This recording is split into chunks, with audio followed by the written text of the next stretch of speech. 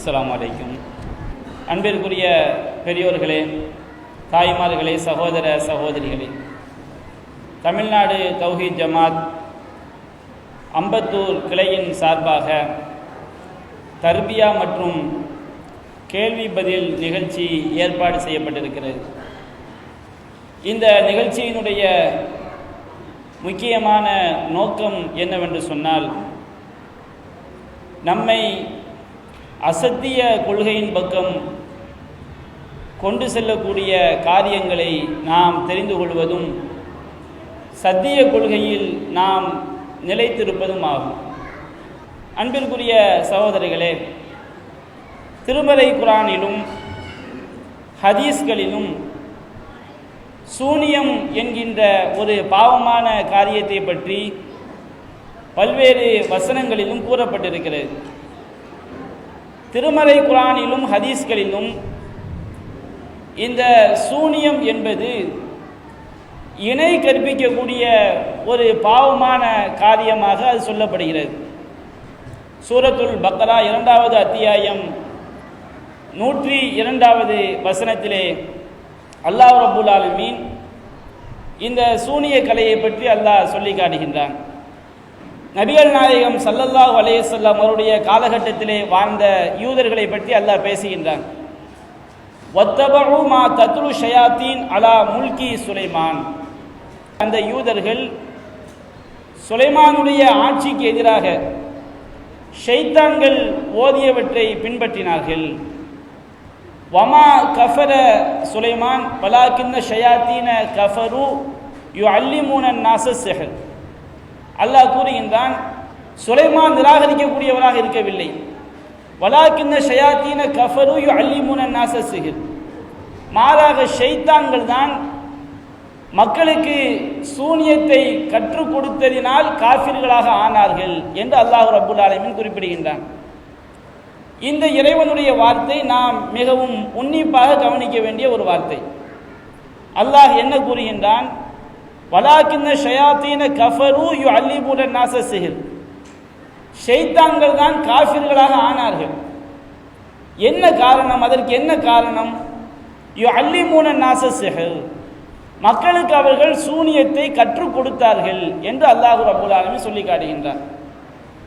அப்போ மக்களுக்கு சூனியத்தை கற்றுக் கொடுத்த காரணத்தினால் ஷைத்தான்கள் காஃபிர்களாக ஆனார்கள். இந்த வசனத்திலே சொல்லப்படக்கூடிய ஷைத்தான்கள் என்பவர்கள் தீய மனிதர்கள். அதை பற்றிய விளக்கத்தை நாம் பின்னால் விரிவாக பார்ப்போம். அப்போ அந்த தீய மனிதர்கள் ஷைத்தான்கள் காஃபிர்களாக ஆனதற்கு காரணம் அவர்கள் சூனியத்தை கற்றுக் கொடுத்தது என்று அல்லாஹ் சொல்லி காட்டுகின்றார். நம்முடைய மார்க்கத்தை பொறுத்த வரைக்கும் எதில் எந்த காரியத்தை செய்தால் அல்லாஹ்க்கு இணை கற்பிக்கக்கூடிய பாவம் ஏற்படுமோ அதை கற்றுக் கொடுப்பதுதான் நம்மை குஃப்ரில் கொண்டு போய் தள்ளும். இப்போ ஒரு ஆளுக்கு ஆங்கிலம் தெரியலை, நம்ம ஆங்கிலம் கற்றுக் கொடுக்கணும்னு வச்சுக்கிடுங்க, நாம் முஷ்ரிக் ஆயிடுவோமா? ஆங்கிலம் கற்றுக் கொடுப்பது என்பது ஷிர்க்கு கிடையாது. ஒரு ஆளுக்கு மௌலூது பற்றி தெரியலை, நாம் என்ன செய்கிறோம்? மௌலூது அவருக்கு கற்றுக் கொடுக்குறோம். இப்படி தான்ப்பா மௌலூது ஓதணும், இது ஓதுனா உனக்கு நன்மை அப்படின்னு கற்றுக் கொடுக்குறோம். இப்போ கற்றுக் கொடுக்கக்கூடிய நாமும் முஷ்ரிக்காவும் அதை நம்பி கற்றுக்கொள்ளக்கூடியவர்களும் முஷ்ரிக்காவார்கள்.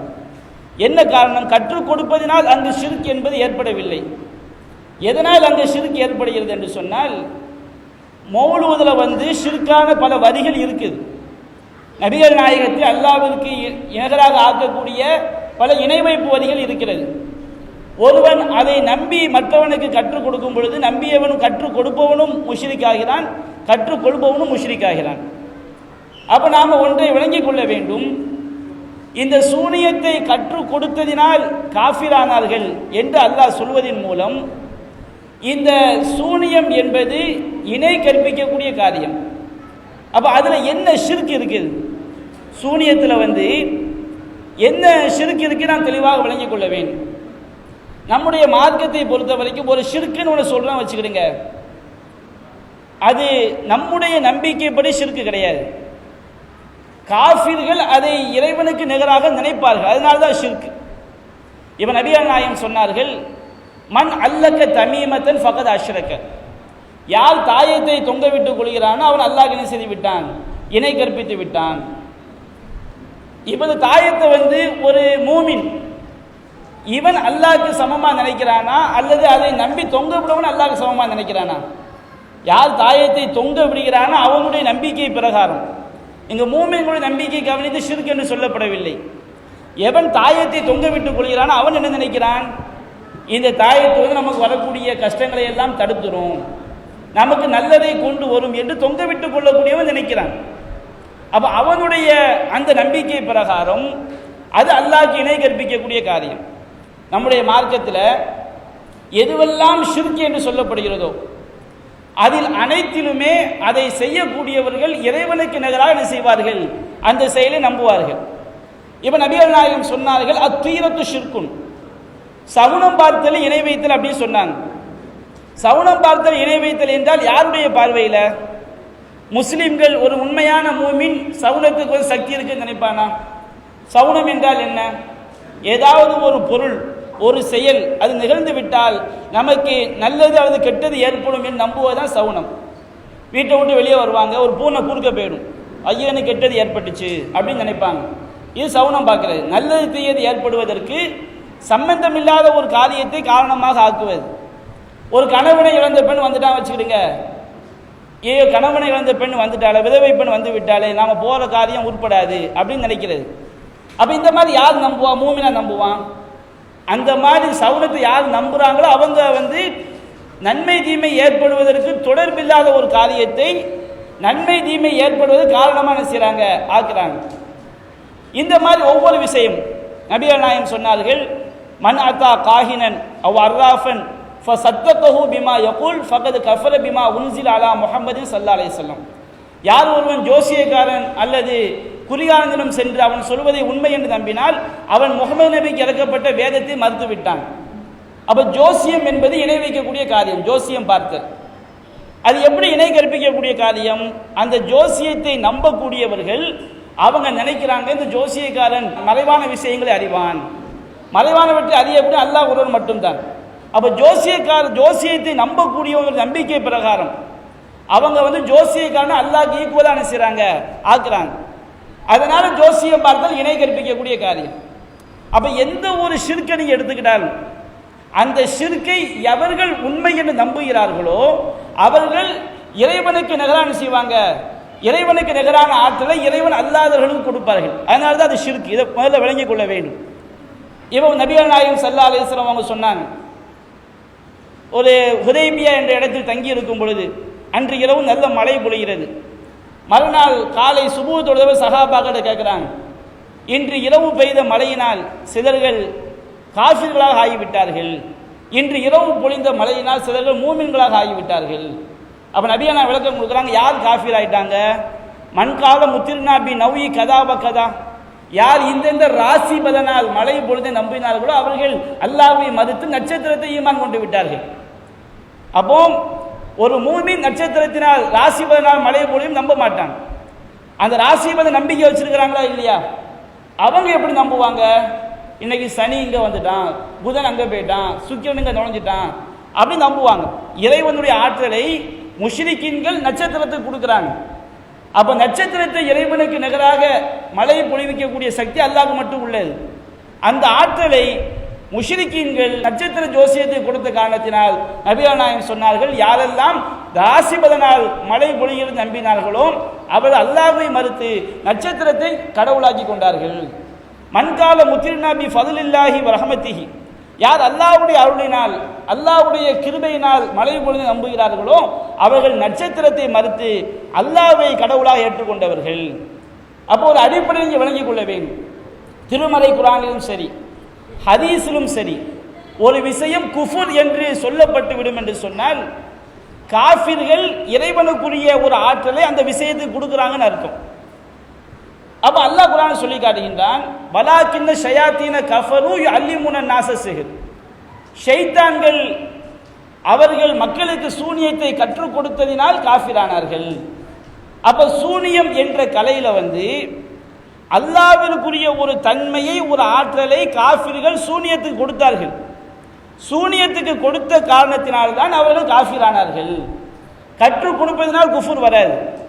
எதில் குஃபுர் இருக்குதோ அதை கற்றுக் கொடுத்தா என்ன செய்ய முடியும்? காஃபிராக முடியும். அப்ப சூனியம் என்ற கலையில் என்ன இருக்குது? குஃபுர் இருக்குது. அப்ப சூனியத்தில் என்ன குஃபுர் இருக்கிறது அதை புரியணுமா இல்லைங்களா? சூனியத்தில் என்ன குஃபுர்? எந்த ஒரு வசனத்தை விளக்கும் பொழுது நாம கற்பனையாக சொல்லக்கூடாது. அதற்கு ஹதீஸ்கள் நம்ம என்ன செய்யணும்? ஆதாரம் காட்டணும். இப்போ நம்முடைய மார்க்கத்தை பொறுத்த வரைக்கும் ஜோசிய கலை இருக்கு பாருங்க. ஜோசிய கலை இது சூனியத்துடைய ஒரு வகை. நபிகள் நாயகம் சொல்லி காட்டுறாங்க ஈஸியா விளங்குறதுக்காண்டி. சூனியம், அதை நம்பியவன் எப்படி காஃபிர் ஆகிறான். ஒரு விஷயம் குஃபுர்னு வச்சுக்கிடுங்க, அதை நம்புனா அவன் காஃபிர், அதை போய் செஞ்சாலும் அவன் காஃபிர். இப்போ மௌலூது இருக்குது, மௌலூது உண்மை நம்புறான், அதில் உள்ள வாசகங்கள்லாம் உண்மை நம்புறான், அதில் உள்ள அர்த்தங்கள்லாம் உண்மை நம்புறான். இவன் ஷிர்க் வைக்கிறான். அதை ஓதுறவனும் ஷிர்க் வைக்கிறான். ஓதுறவன் மட்டும் தான் ஷிர்க் வைக்க அர்த்தம் கிடையாது. ஒரு ஆள் தர்காக்கே போகலை, அவுலியாக்கு எல்லா சக்தி இருக்கு உள்ளத்தில் நம்புறாரு. ஒரு ஆள் தர்காக்கு போய்கிட்டு அவுலியாக்கு சக்தி இருக்கு நம்புறாரு. இது ரெண்டு பேருமே முஷ்ரிக் தான். அப்ப சூனியத்தை எவர்கள் அதன் மூலம் இறைவனுக்குரிய சக்தி அந்த சூனியத்தில் இருக்குது அப்படின்னு நம்புறாங்களோ அவங்களும் குஃபுர் தான். அவங்களும் அல்லாஹ் இணை வைக்கிற காரியத்தை தான் செய்யறாங்க. யார் அதை செய்கிறார்களோ அவங்களும் அல்லாஹ் இணை வைக்கிற காரியத்தை தான் செய்யறாங்க. யார் அந்த சூனியம் செய்யுமாறு கோருகிறார்களோ அவங்களும் அல்லாஹ் இணை வைக்கக்கூடிய காரியத்தை தான் செய்யறாங்க. சூனியம் செய்வதும் சூனியம் செய்ய கோருவதுமே நம்புவதனால் ஏற்படக்கூடிய ஒரு அடிப்படை தான். அப்ப சூனியத்தில் எப்படி குஃபுர் இருக்குன்னு சொன்னோம் நபிகள் நாயகம் சொல்லி காட்டுறாங்க. மன் யக்தபஸ இல்மன் மினன் நுஜூம் ஃபகத் யக்தபஸ ஷுஅபத்தன் மினஸ் சிஹ்ர். யார் நட்சத்திர ஜோசியத்தை கற்றுக்கொள்கிறானோ, நட்சத்திர ஜோசியம் இருக்கு பாருங்க. இப்ப எல்லா பத்திரிகைகள் காலங்கள் எல்லாத்தையும் வருதா இல்லையா? ராசி பலன், ராசினா நட்சத்திரம் அர்த்தம். ஏன் ராசி நல்ல ராசிம்பாங்க, அப்ப என்ன அர்த்தம்? ராசி என்றால் நட்சத்திரம். அப்ப என்னுடைய ராசி பலன் பார்க்கறாங்களா இல்லையா? இது சூனியத்துடைய ஒரு வகை. நபிகள் நாயகம் சொல்லி காட்டுறாங்க. அப்ப சூனியத்துடைய ஒரு வகைனா என்ன? நட்சத்திரத்தில் சக்தி இருக்குன்னு அர்த்தமா? நட்சத்திர இயக்கங்களால் தனக்கு நல்லது நடக்கும் கெட்டது நடக்கும் என்பதை கண்டுபிடிக்க முடியும் நம்புறாங்க. மறைவான வெற்றி அறியக்கூடிய அல்லாஹ் ரப்புல் ஆலமீன் நட்சத்திர ஜோசியத்தை கண்டுபிடிக்க முடியுமா? நட்சத்திரத்துக்கு நமக்கு நல்லது நடக்குமா கெட்டது நடக்குமா தீர்மானிக்கக்கூடிய சக்தி அல்லாஹ் கொடுத்துருக்கிறானா? நட்சத்திரம் திசை காட்டக்கூடியது. அது எதுக்கு அல்லாஹ் படைச்சிருக்கிறான், அதை நம்பினா தப்பு கிடையாது. நமக்கு நல்லது கெட்டது நடப்பதை நட்சத்திரத்தால் தீர்மானிக்கப்படாது. அப்ப நபிகள் நாயகம் சொன்னார்கள், நட்சத்திர ஜோசியத்தை நம்பக்கூடியவன் சூனியத்தின் ஒரு கலையை படித்துக் கொண்டான், ஒரு வகையை படித்துக் கொண்டான் அப்படின்னு சொல்லி காட்டுறான். அப்ப சூனியம் என்பது என்ன, அதை தெளிவாக வழங்கிக் கொள்ள வேண்டும். எந்த செயல் எந்த காரியம் அதற்கு அல்லாஹ்வுடைய ஆற்றல் இருக்காது, மனிதர்கள் அதற்கு அல்லாஹ்வுடைய சக்தியை கொடுத்து நம்புவாங்க. இதுக்கு பேர் தான் சூனியம். சூனியம் என்ன அர்த்தம்?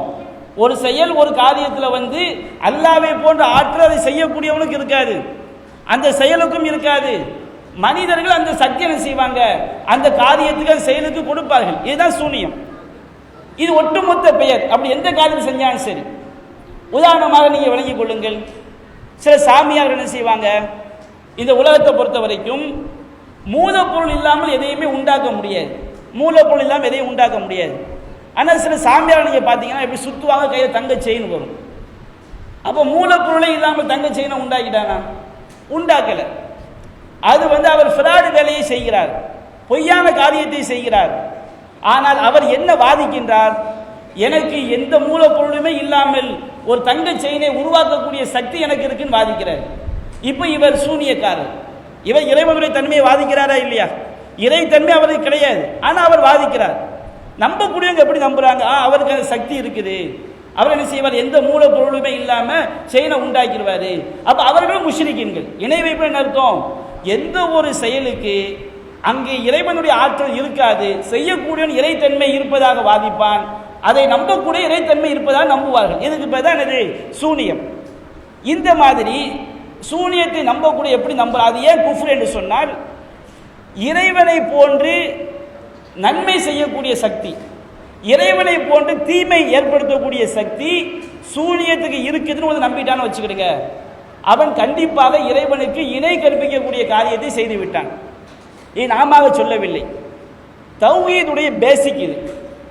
ஏகத்துவ கொள்கை இருக்கு பாருங்க, ஏகத்துவ கொள்கையினுடைய அடிப்படை கொள்கை இது. அல்லாஹ் ரப்புல் ஆலமீன் தான் தான் இறைவன் என்பதற்கு ஆதாரமாக என்ன சொல்லி காட்டுறானா, அல்லாஹ்வை போன்று கடுகளவு நன்மையோ தீமையோ செய்யக்கூடிய சக்தி இறைவன் அல்லாதவர்களுக்கு கிடையாது. இப்போ ஒரு படைப்பினம் இன்னொரு படைப்பினத்துக்கு நன்மை செய்ய முடியும், இன்னொரு படைப்பினத்துக்கு பாதிப்பு உண்டாக்க முடியும். எப்படி உண்டாக்க முடியும்? அதற்கு 3 அடிப்படைகளை அல்லாஹ் வைத்திருக்கிறான். முதலாவது, இப்போ நான் ஒரு படைப்பு, நான் ஒரு ஆளுக்கு உதவி செய்யணும்னு வச்சுக்கிடுங்க, உதவி செய்யக்கூடிய சக்தி எனக்கு இருக்கணும். இது அல்லாஹ் ஏற்படுத்திய விதி. உதவி செய்யக்கூடிய சக்தி எனக்கு இருக்கணும். ரெண்டாவது, நான் யாருக்கு உதவி செய்கிறேனோ அவரோடு ஒரு தொடர்பு இருக்க வேண்டும். மூன்றாவது, அதற்கு அல்லாஹ் நாட வேண்டும். இந்த 3 அடிப்படை இல்லாமல் ஒரு படைப்பினம் இன்னொரு படைப்பினத்துக்கு நன்மையும் செய்ய முடியாது, தீமையும் செய்ய முடியாது.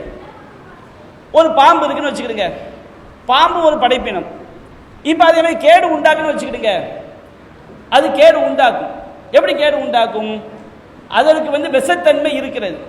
பாம்புக்கு விஷத்தன்மை என்ன செய்யுது? இருக்குது. விஷத்தன்மை இருப்பதினால் எனக்கு கேடு உண்டாயிருமா?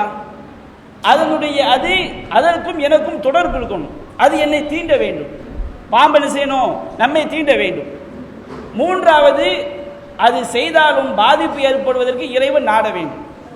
இந்த 3 இல்லாமல் எந்த படைப்பினமும் இன்னொரு படைப்பினத்துக்கு நன்மை செய்ய முடியாது, தீமை செய்ய முடியாது. அது ஆனால் அல்லாஹ் அப்படி கிடையாது. அல்லாஹ் ரப்புல் ஆலமீன் இந்த 3 அம்சங்களை தாண்டி என்ன செய்வான்? நமக்கு பாதிப்பை உண்டாக்குவான். திருமறை குர்ஆன் பல்வேறு வசனங்களில் சொல்லி காட்டுகிறது. எப்படி அல்லாஹ் கூறுகின்றான்?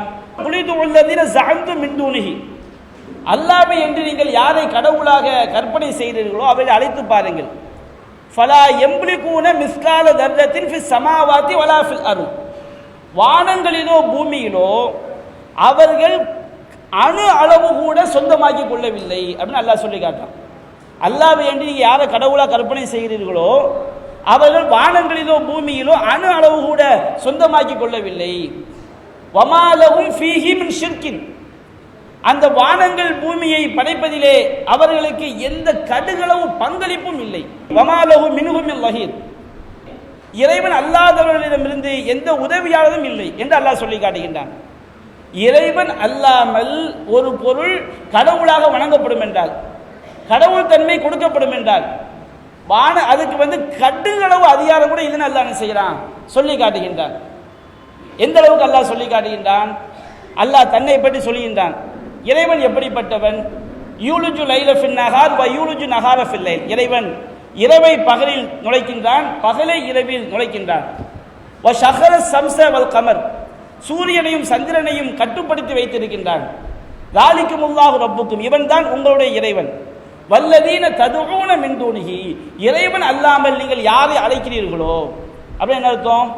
அல்லாஹ்வை தவிர யாருக்கு கடவுள் தன்மை கொடுக்கப்பட்டாலும் மா எம்லிகூன மின் குத்மீர், அவர்கள் கடுகளவு கூட சக்தி பெற மாட்டார்கள். கடவுள் தன்மை, இறைவன் கடவுள் தன்மை கொடுக்கப்படுதா இல்லையா? அதற்கு கடுகளவு கூட சக்தி கிடையாதுன்னு அல்லாஹ் சொல்லி காட்டுறான். இப்போ இந்த இடத்தை நீங்கள் சிந்தித்து பார்க்க வேண்டும். நம்முடைய நாட்டில் பசுவை வணங்கக்கூடிய மக்கள் இருக்கிறாங்க. பசுக்கு சக்தி இருக்குதா இல்லையா? கடுகளவு சக்தின்னு வச்சுக்கிடுங்க, ஒரு கொஞ்சம் இதை கூட தூக்க முடியாது. கடுகளவு சக்தினா ஒரு பேப்பரை கூட கிழிச்சு என்ன செய்ய முடியாது, தூக்க முடியாது. இது கூட கடுகை விட பெரிய சக்தி. அல்லாஹ் சொல்லி காட்டுறான், வல்லதீன ததுஊன மின் தூனிஹி மா யம்லிகூன மின் குத்மீர், அல்லாஹ்வை நீங்கள் யாரை கடவுளாக கற்பனை செய்கிறீர்களோ அவர்கள் கடுகளவு கூட சக்தி பெறவில்லை அப்படின்னு அல்லாஹ் சொல்லி காட்டுறான். அப்போ சக்தினா என்ன அர்த்தம்? இப்போ ஒரு மாடு பால் தருதுன்னா சக்தி இல்லாமல் பால் தர முடியுமா?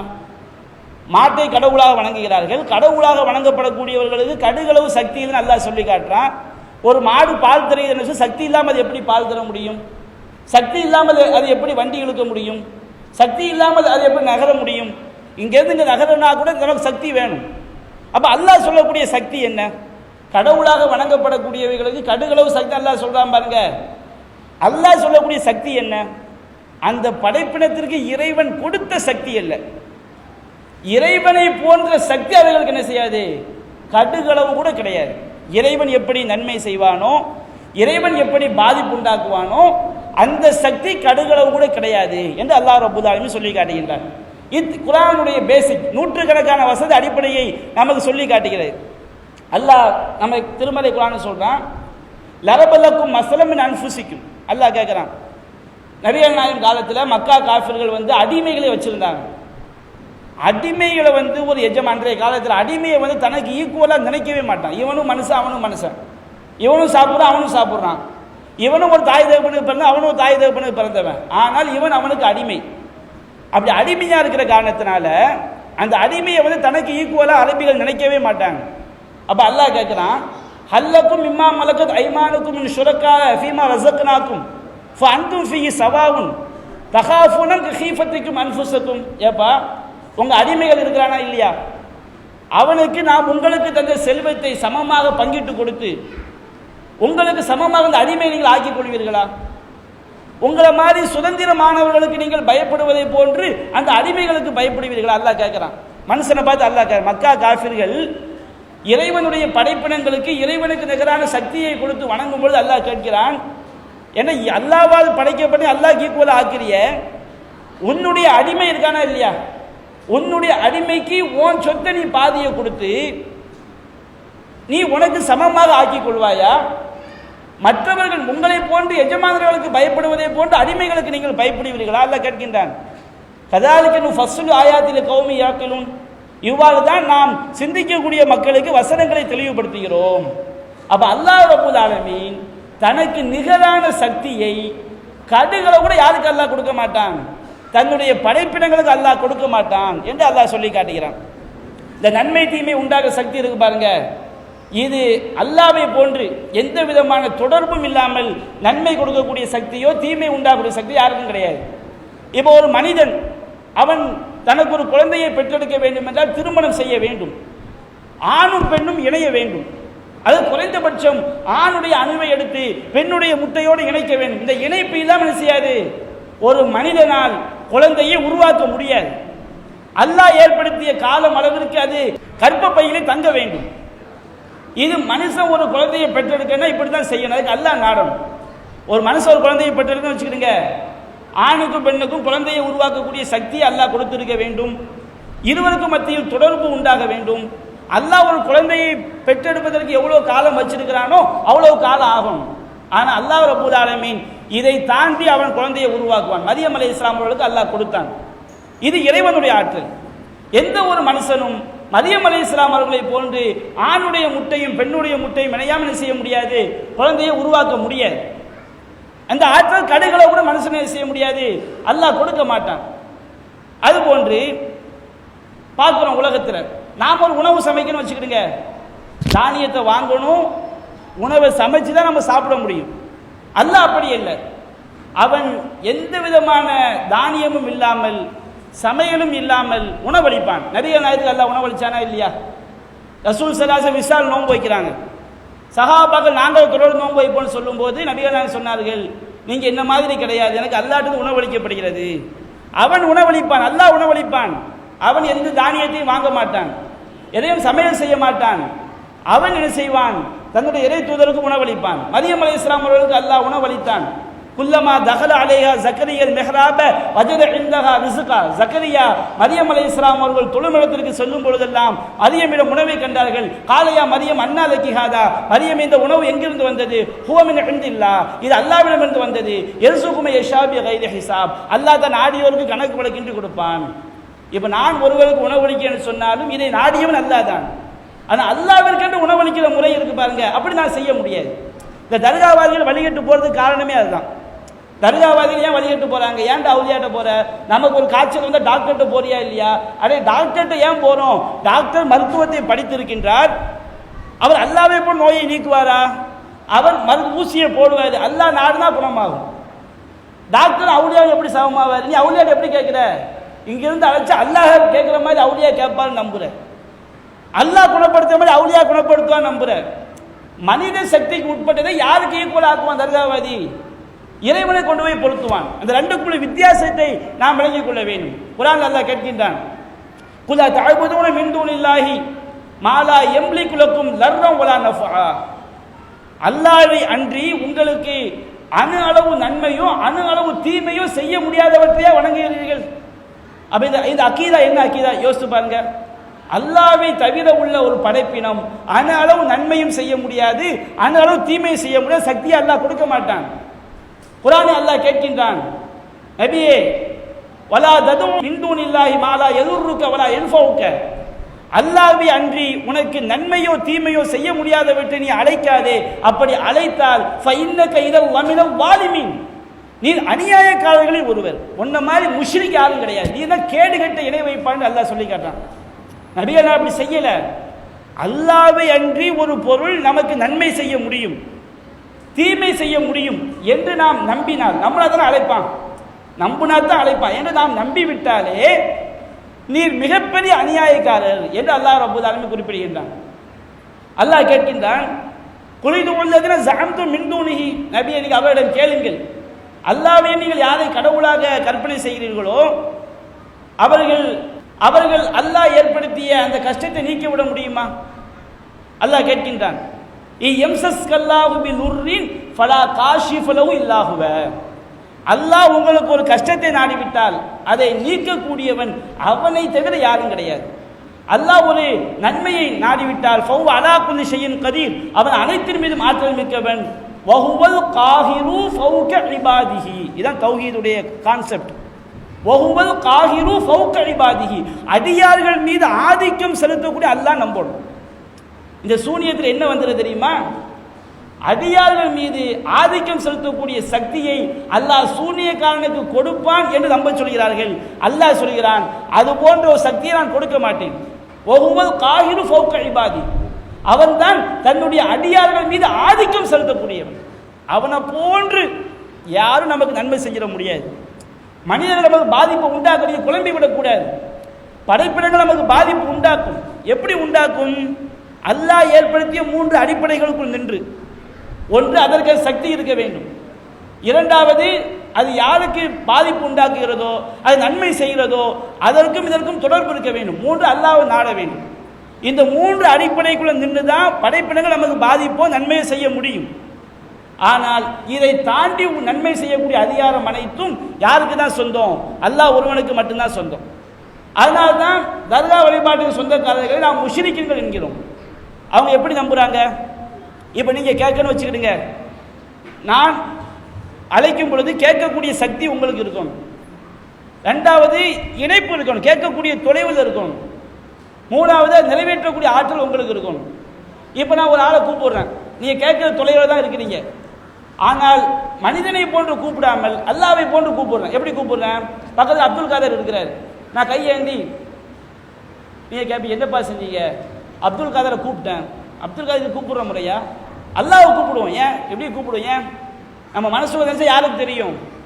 அல்லாஹ்வுக்கு தெரியும். அவன் அறியக்கூடிய சக்தி அவனுக்கு இருக்குது. ஒரு அப்துல் காதரை வந்து நாம் அழைக்கும் போது அப்துல் காதர் கேட்குற மாதிரி கூப்பிடுவோம். அல்லாஹ் நானதான் ஒரு காதரை விடும், அதாவது கேட்கக்கூடிய தொலைவில் இருக்க வேண்டும். இது போன்று அந்த கேட்கக்கூடிய சக்தி இருக்கு, தொடர்பு இல்லாமல் கேட்கக்கூடிய சக்தி, இது அல்லாஹ் ஒருவனுக்கு மட்டும்தான் இருக்குது. கடுகளவு கூட அல்லாஹ் மனுஷனுக்கு கொடுக்க மாட்டான். அல்லாஹ் சொல்லிட்டான் குர்ஆன்ல, வல்லதீன ததுஊன மின் தூனிஹி மா யம்லிகுன மின் கித்மீரின் ததுஊஹும் லா யஸ்மஉ துஆக்கும், நீங்கள் அவர்களை அழைத்தால் உங்களுடைய அழைப்பை அவர்கள் செவியுற மாட்டார்கள். நாம் அழைச்சோன்னு வச்சுக்கிடுங்க, அல்லாஹ்வை போன்று கேட்கக்கூடிய சக்தி அவர்களுக்கு கடுகளவு கூட கிடையாது. இது குர்ஆன் என்ன செய்கிறது? சொல்லி காட்டுகிறது. அப்ப இந்த சூனியத்தில் வந்து இந்த சூனியத்தை நம்பக்கூடியவர்கள் என்ன ஒரு ஷிர்கா நம்பிக்கை வைக்கிறாங்கன்னா, அவங்க 2 விதமா நம்புறாங்க. ஒன்று என்ன? சூனியக்காரனுக்கு அல்லாஹ் சூனியத்தின் மூலம் பாதிப்பு ஏற்படுத்தக்கூடிய சக்தியை கொடுப்பான் அப்படின்னு நம்புறாங்க. சூனியக்காரனுக்கு அல்லாஹ் என்ன செய்வான்? சூனியத்தின் மூலம் பாதிப்பு ஏற்படுத்தக்கூடிய சக்தியை கொடுப்பான் அப்படின்னு நம்புறாங்க. எந்த மாதிரி பாதிப்பு? எவ்வித தொடர்பும் இல்லாமல் பாதிப்பு. சூனியக்காரன் எங்கேயோ சூனியம் வைப்பானா, அல்லாஹ் அவனுக்கு சூனியக்காரன் சக்தியை கொடுப்பானா, எங்கோ இருந்து கொண்டு நம்மை முடக்கக்கூடிய சக்தியை, நம்மை பைத்தியமாக்கக்கூடிய சக்தியை, நமக்கு ஏதாவது மனநோயை உண்டாக்கக்கூடிய சக்தியை, ஏதாவது உடல் நோயை உண்டாக்கக்கூடிய சக்தியை சூனியக்காரனுக்கு அல்லாஹ் கொடுப்பான், அல்லாஹ் நாடினால் கொடுப்பான் நம்புறாங்க. தௌஹீத் சொல்லி காட்டுகிறது. இறைவன் எந்த தொடர்பும் இல்லாமல் பாதிப்பு நன்மையோ தீமையோ செய்யக்கூடிய ஆற்றல் அல்லாஹ் ஒருவனுக்கு மட்டும் உரியது. அந்த சக்தியை அல்லாஹ் கடுகளவு கூட படைப்பினங்களுக்கு அல்லாஹ் கொடுக்க மாட்டான். அல்லாஹ் ஒருவன் தான் கடவுள் என்பதற்கு குர்ஆன் வைக்கக்கூடிய சான்றே அதுதான். அல்லாஹ்வை தவிர வணங்கப்படக்கூடியவர்கள் உங்களுக்கு கடுகளவு நன்மையும் செய்ய முடியாது, கடுகளவு தீமையும் செய்ய முடியாது. எந்த மாதிரி? அல்லாஹ்வை போன்று இறைவன் எப்படி நன்மை செய்வானோ, இறைவன் எப்படி தீமை செய்வானோ அது போல செய்ய முடியாது, உண்டாக்க முடியாது. இப்போ விளங்கிடுங்க. என்றைக்கு குர்ஆன் சுன்னாவுல ஒரு அகீதா, தெளிவான அகீதா நமக்கு தெளிவான பிறகு அதற்கு மாற்றமாக ஒரு வசனத்துக்கு பொருள் செய்தால் அந்த பொருள் என்பது அது தவறான பொருள். இதை நீங்கள் விளங்கிக் கொள்ள வேண்டும். சூனியம் பற்றிய வசனத்திலே வரும்போது அல்லாஹ் சொல்லி காட்டுகிறான், பாபிலோன் நகரத்தில் வாழ்ந்த அந்த மக்கள் ஹாரூத் மாரூத் என்ற தீயவர்களிடமிருந்து சூனிய கலையை கற்றுக்கொண்டார்கள். அவர்கள் சில எச்சரிக்கை செய்த பிறகு இன்னும் சில மக்கள் கணவன் மனைவிக்கு மத்தியில் பிரிக்கக்கூடிய கலையை கற்றுக்கொண்டாலும் வருது. இதை பாதிக்கக்கூடிய எப்படி பாதிக்கிறாங்க? அந்த கணவன் மனைவிக்கு மத்தியில் பிரிக்கக்கூடிய கலையை கற்றுக்கிட்டாங்க பாருங்க.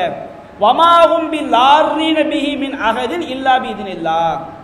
அந்த கணவன் மனைவிக்கு மத்தியில் பிரிக்கக்கூடிய கலையை கற்றுக்கொண்டவர்கள் அதன் மூலம் அல்லாஹ்வுடைய விருப்பமின்றி யாருக்கும் எந்த தீங்கும் செய்ய முடியாது அப்படின்னு அல்லாஹ் சொல்லி காட்டுறான். அப்ப இதை எப்படி புரிய வேண்டும்? அல்லாஹ் நாடினால் பாதிப்பு உண்டாக்க முடியும். எப்படி பாதிப்பு உண்டாக்க முடியும்?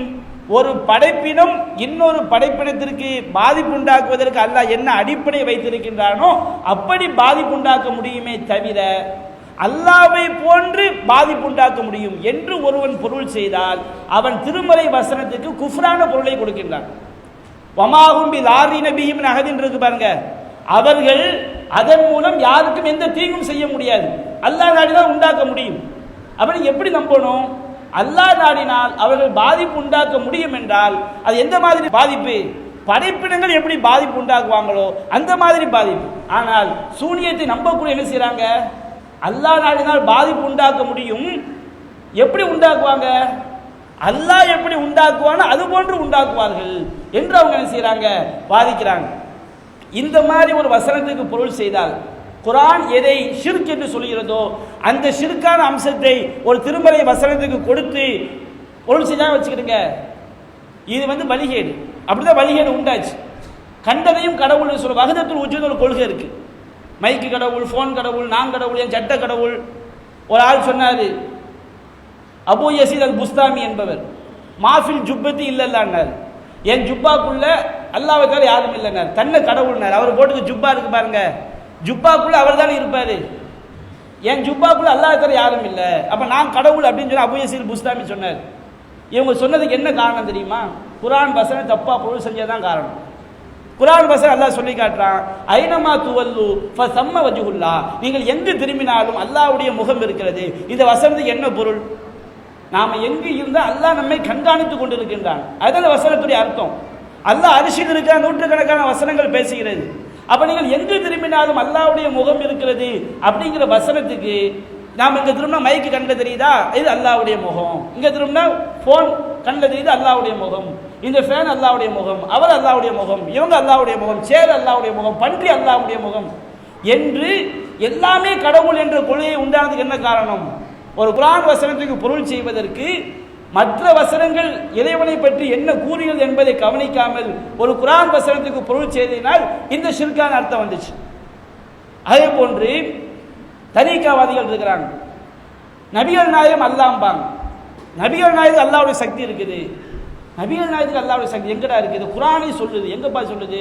குர்ஆன்ல அல்லாஹ் பத்ர் யுத்தத்தை பற்றி அல்லாஹ் சொல்லும்போது நபிகள் நாயகம் மண் அள்ளி எறிகிறாங்க. எல்லா காஃபிருடைய கண்ணிலையும் போய் அந்த மண்ணு போய் விழுது. இதை பற்றி அல்லாஹ் சொல்லும்போது வமா ரமைத்த இது ரமைத்த வலாக்கின்னல்லாஹ ரமா. நபியே, நீர் எரிந்த போது நீர் எரியவில்லை, அல்லாஹ் எரிந்தான். பார்த்தீர்களா? நபிகள் நாயகம் எரிந்தது அல்லாஹ் எப்படி சொல்கிறான்? அல்லாஹ் எரிந்ததாக சொல்லி காட்டுகிறான். எனவே நபிகள் நாயகம் அல்லாஹ்னா. குர்ஆன்ல எத்தனை வசனங்கள் அல்லாஹ் தான் நபிகள் நாயகம் வேற, அல்லாஹ்வுடைய ஆற்றல் நபிகள் நாயகத்துக்கு கடுகளவு கூட வராதுன்னு எத்தனை வசனங்கள் சொல்கிறது, எத்தனை ஹதீஸ்கள் சொல்கிறது. அதையெல்லாம் பார்க்காமல் இந்த வசனம் தவறான பொருள். நபிகள் நாயகம் எரிந்த போது நபிகள் நாயகம் தான் எரிந்தார்கள். ஆனால் எல்லார் கண்ணிலும் போய் விளைவிச்சது யாருடைய ஆற்றல்?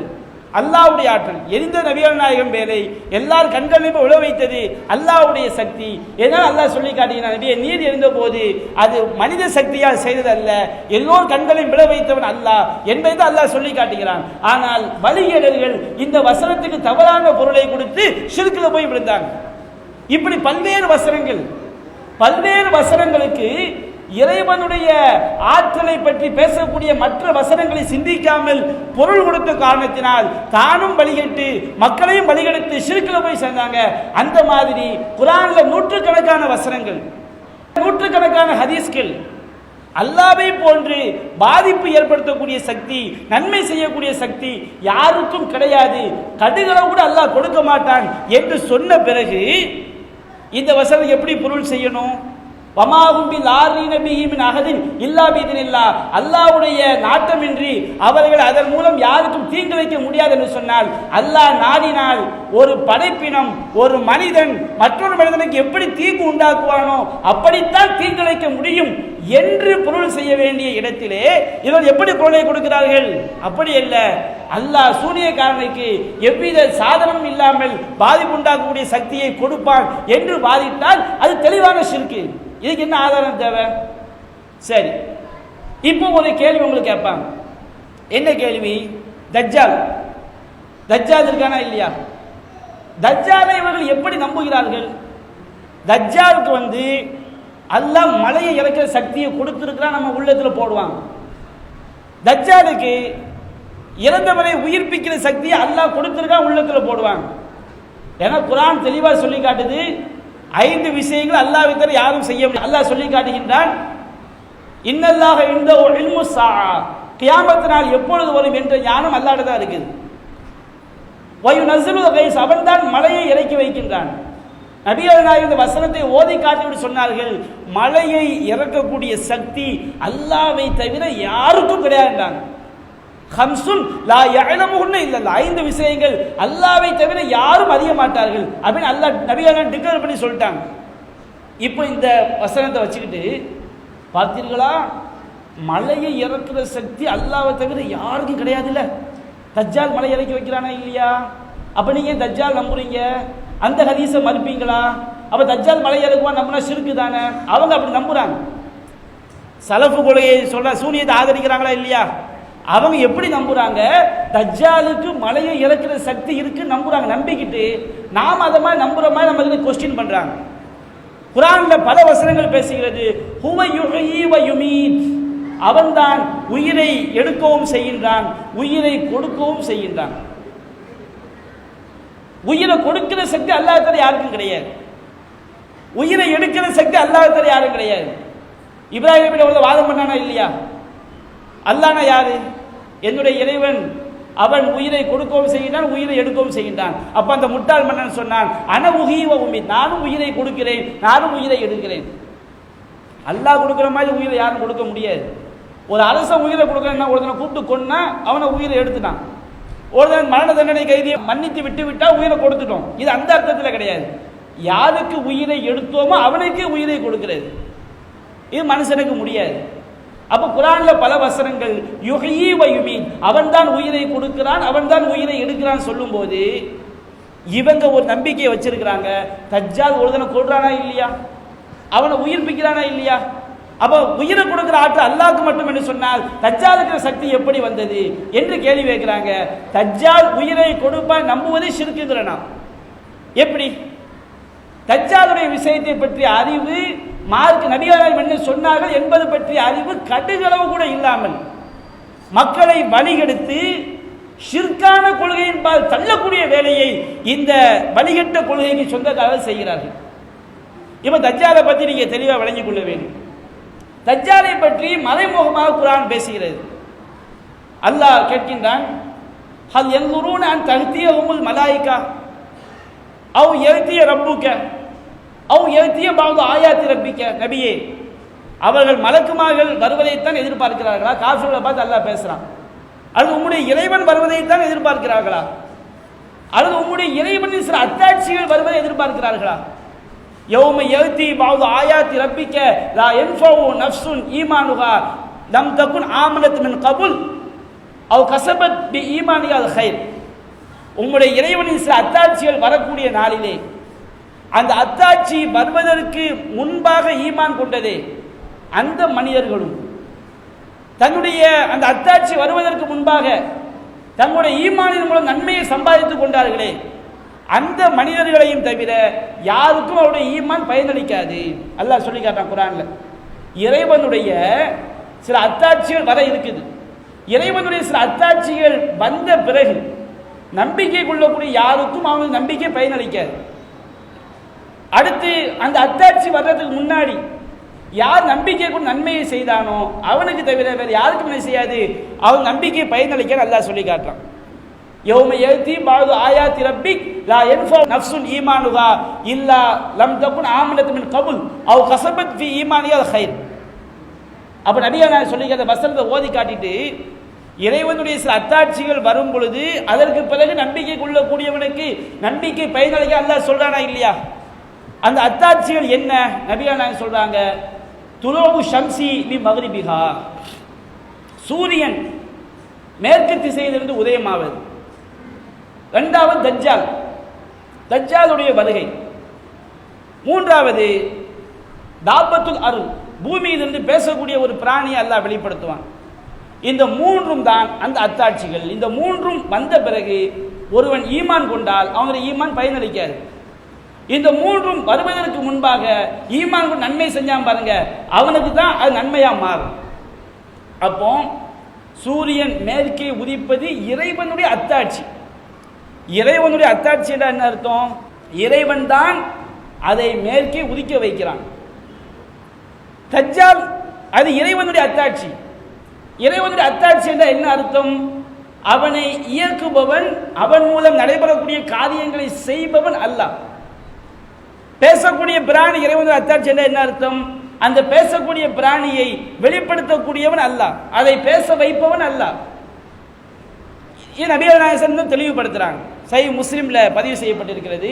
மாபைன ஹல்கி ஆதம் இலா கியாமி ஸாஅ, ஆதம் அலைஹிஸ்ஸலாம் அவர்கள் படைக்கப்பட்டதிலிருந்து கியாமத் நாள் வரை உள்ள ஃபித்னாக்களிலேயே தஜ்ஜாலை விட மிகப்பெரிய ஃபித்னா அல்லாஹ்விடத்திலிருந்து வேற எதுவும் கிடையாது. இந்த உலகத்தில் அல்லாஹ் நிறைய சோதனையை படைச்சிருக்கிறான்.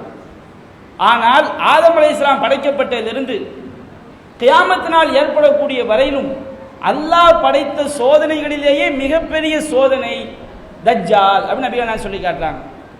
ஃபித்னத்துன் அஅலமு இன்தல்லாஹி தஜ்ஜால், அல்லாஹ் படைத்த அல்லாஹ்விடத்திலிருந்து வந்த சோதனை. அப்ப யோசிச்சு பாருங்க, தஜ்ஜால் என்ற அந்த சோதனையை படைத்தவன் யார்? அல்லாஹ். நபிகள் சொல்லி காட்டுறாங்க, தஜ்ஜால் என்ற சோதனையை படைத்தவன் யார்? அல்லாஹ். குர்ஆன் வசனம் சொல்கிறது, தஜ்ஜால் என்பது இறைவன் ஏற்படுத்தக்கூடிய அத்தாட்சி என்கிறது.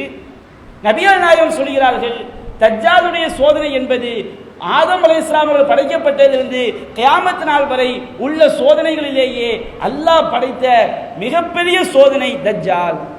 அப்ப தஜ்ஜால் என்ற சோதனையை படைச்சவன் யாரு? அல்லாஹ் ரப்புல் ஆலமீன். நபிகள் நாயகம் ஸல்லல்லாஹு அலைஹி வஸல்லம் சொல்லி காட்டுறாங்க, அஹ்மதுல பதிவு செய்யப்பட்டிருக்கிறது, மன் ரஆ மின்கும் தஜ்ஜால், உங்கள யாரு தஜ்ஜாலை பார்க்கிறாரோ ஃபல் யன்அ மின்ஹு, அவர் தஜ்ஜாலை விட்டும் தூரமாகி கொள்ளட்டும்.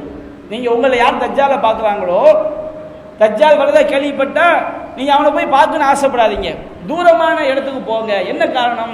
فإن الرجل يأتيه يتبعه وهو يحسب أنه صادق مما يبعث به من الشبهات. ஒரு மனிதன் தஜ்ஜாலிடம் வந்து அவனோடு உள்ள சந்தேகத்திற்கிடமான விஷயங்களை பார்த்துவிட்டு அவன் சொல்வது உண்மை என்று நம்பி அவனை பின்பற்றி விடுவான். ரசூலுல்லாஹி வார்த்தையை கவனித்து பாருங்க. فإن الرجل يأتيه فيتبعه, ஒரு மனிதன் தஜ்ஜாலிடம் வந்து அவனை பின்பற்றுவான். وهو يحسب أنه صادق, தஜ்ஜால் உண்மையான நம்பிக்கை கொண்டு. எதை நம்பிக்கை கொள்கின்றான்? பிமா யுபஅஸு பிஹி மின ஷுபஹாத், தஜ்ஜாலோடு அனுப்பப்படக்கூடிய சில சந்தேகத்திற்கிடமான விஷயங்களை பார்த்துவிட்டு அவன் உண்மைதான் சொல்ல நம்பிடுவான். அப்ப தஜ்ஜால் சொல்றது உண்மைதான் நம்பிடக்கூடிய நிலைமை வந்துடும். அதனால அவனை போய் பார்க்காதீங்க, தூரமா போங்க அப்படின்னு நபிகள் நாயகம் சொல்றாங்கன்னா, தஜ்ஜாலோடு அனுப்பப்படக்கூடிய விஷயங்கள் அது தொடர்பாக அவன் என்னென்ன செய்கிறானோ அது அவனுடைய செயல் கிடையாது என்பதுதான் உண்மை. நபியான் சொல்றாங்களா இல்லையா? தஜ்ஜாலோடு அனுப்பப்படக்கூடிய விஷயங்களை பார்த்துவிட்டு அவனை உண்மையாளன் என்று நம்பி விடுவான். அப்போ உண்மையாளன் நம்ப கூடாது. தஜ்ஜால் செய்யக்கூடிய விஷயங்களை பார்த்துட்டு அவனை உண்மையாளன் நம்ப கூடாது. இதை நபியான் சொல்ல வர்றாங்க. தஜ்ஜால் செய்யக்கூடிய செயல் எதுவுமே அவனுடைய செயல் கிடையாது. தஜ்ஜால் என்ற வார்த்தைக்கு என்ன அர்த்தம்? தஜ்ஜாலுக்கே தஜ்ஜால் பேர் வைக்கப்பட்டது. தஜ்ஜால் என்றால் மகா பொய்யன் அர்த்தம். அவன் செய்யக்கூடிய எந்த ஒரு செயலுமே அவனுக்கு சொந்தமான செயல் கிடையாது. அப்ப நீங்க புரிய வேண்டும், தஜ்ஜால் என்பவன் இறைவனுடைய அத்தாட்சி. தஜ்ஜால் என்ற சோதனையை படைத்தவன் அல்லாஹ். தஜ்ஜாலோடு உள்ள விஷயங்களை ஏற்படுத்தியவன் அல்லாஹ். அந்த செயலுக்கும் அவனுக்கும் எந்த சம்பந்தமும் கிடையாது. எந்த அளவுக்கு சஹீஹுல் புகாரில் பதிவு செய்யப்பட்டது. முகீரத் இப்னு ஷுபா என்ற ஒரு சஹாபி அறிவிக்கிறார். அவர் சொல்றாரு, மா சஅல அஹதுன் அனி தஜ்ஜாலி அக்ஸர மிம்மா சஅல்து. என்ன மாதிரி ரசூலுல்லாஹ் தஜ்ஜாலை பற்றி நிறைய கேள்வி கேட்ட யாருமே கிடையாது. உடனே ரசூலுல்லாஹ் என்ன செஞ்சிட்டாங்க, மா எலுருக்க மின்ஹு, எப்ப அவன் உனக்கு என்ன தீங்குப்பா, உனக்கு என்ன தீங்கு அவன் செய்ய போறான் அப்படிங்கிறாங்க. அப்போ அவர் கேட்குற, அல்லாஹ்வின் தூதரே, மக்கள் எல்லாம் பேசிக்கிறாங்க, இன்னமாகு ஜபல் ஹுபுசின் ஒரு நகர மாயின், அவனோட ரொட்டி மலை இருக்குமாம, தண்ணி ஆறு இருக்குமாம. அப்போ நபியான சொல்லக்கூடிய பதிலை பாருங்க, வஹுவ அஹ்வனு அலல்லாஹி மின் தாலிக். முகீரத் இப்னு ஷுபா அவர்களே, அல்லாஹ் வந்து தஜ்ஜால் மூலமாக எதையெல்லாம் செய்யவிருக்கிறான் அவற்றை விட இது அல்லாஹ்க்கு ரொம்ப ஈஸிங்கிறாங்க. ரசூலுல்லாஹ்வுடைய வார்த்தையை பாருங்க, பதிலை பாருங்களேன். வஹுவ அஹ்வனு அலல்லாஹி மின் தாலிக். தஜ்ஜால் மூலம் அல்லாஹ் எவற்றையெல்லாம் செய்யவிருக்கிறானோ அவற்றை விட இவை ரொம்ப இலகுவானவை. அப்ப தஜ்ஜாலோட ரொட்டி மலை இருக்கும்னா அது செஞ்சவன் யாரு? அல்லாஹ். தஜ்ஜாலோட நீராறு இருக்கும் என்றால் அதை செய்தவன் யாரு? அல்லாஹ். அல்லாஹ் நம்மை சோதிக்கிறதுக்காக செய்யறான். அல்லாஹ் நம்மை சோதிப்பதற்காக தஜ்ஜால் கடவுள் இல்லை என்பதற்குரிய பல சான்றுகளை ஏற்படுத்தி அவன் மூலம் நடப்பதை போன்று அல்லாஹ் சில காரியங்களை செய்த நம்முடைய ஈமான் அல்லாஹ் சோதிக்கிறான். உலகத்தில் அதை பெரிய ஃபித்ரான்னு சொல்லிட்டாங்க. அவன் மூலமா பல விஷயங்கள் அல்லாஹ் செய்யறானா இல்லையா? சாதாரணமாக ஒரு எலுமிச்சம்பழத்தை அதை தரம் ஈமான் பறி போயிடுதுல. வெள்ளி அயோடின்னு ஏதோ ஒரு அமிலம் இருக்குது, அதை கத்திர தச்சுட்டு எலுமிச்சம்பழத்தை அர்த்தம் வச்சுக்கிடுங்க.